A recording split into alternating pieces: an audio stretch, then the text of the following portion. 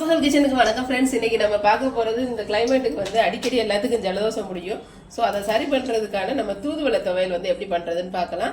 அதுக்கு நான் கொஞ்சம் தூதுவளை, சின்ன வெங்காயம், பூண்டு, தக்காளி, வரமிளகா, புளி எல்லாம் எடுத்து வச்சுருக்கேன். ஸோ அதை என்ன பண்ணணும்னா ஃபஸ்ட்டு நம்ம சட்டி நல்லா காஞ்சதுக்கு அப்புறம் அதில் வந்து நெய்யை ஊற்றி நெய்யிலே வந்து நல்லா வதக்கணும். ஸோ நெய்யில் வதக்கும் போது நமக்கு வந்து அந்த டைஜஷன் ப்ராப்ளம்லாம் வந்து வராது. நல்லா ஈஸியாக வந்து நமக்கு வந்து சாப்பிட்றதுக்கு வந்து நல்லாவும் இருக்கும். குழந்தையும் நல்லா வாசமாக வந்து நல்லா சாப்பிடுவாங்க.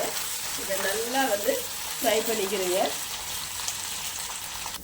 இப்போ தூதுவளை ஓரளவுக்கு சுருங்கி வந்துருச்சு. இப்போ நம்ம என்ன பண்ணலான்னா நம்ம எடுத்து வச்சுருக்கிற வரமிளகா, சின்ன வெங்காயம், பூண்டு பல் அதுகளையும் போட்டு நல்லா அது கூட வதக்கிக்கலாம். இது பச்சை வாசம் போகிற அளவுக்கு வதங்கினதுக்கு அப்புறமா நம்ம வந்து எடுத்து வச்சுருக்கிற ஒரு தக்காளியையும் அதில் போட்டு நல்லா நம்ம வந்து வதக்கலாம். இப்போ வெங்காயம் தக்காளியும் ஒரு அளவுக்கு வதங்கிடுச்சு. இதுக்கப்புறம் நம்ம என்ன பண்ணலாம், ஒரு தக்காளியை கட் பண்ணி வச்சுருக்கோம். ஸோ அந்த தக்காளியையும் அது கூட போட்டு அதையும் இதோட வதக்கிக்கலாம். நல்லா வதங்குற வரைக்கும் வதக்கலாம். இப்போ எல்லாத்தையும் வதக்குனதுக்கப்புறம் லைட்டாக புளியும் போட்டு ஒரு 2 செகண்ட் லைட்டாக அது கூட பரட்டி இதை வந்து இப்போ வந்து நம்ம இறக்கிடலாம். இறக்கிட்டு இப்போ இது வந்து ஆறுனதுக்கப்புறம் என்ன பண்ணலான்னா கொஞ்சமாக வந்து உப்பு போட்டு மிக்சியில் அரைச்சி கொண்டு வந்துட்டா தூதுவளை சட்னி நமக்கு வந்து ரெடி ஆயிடும்.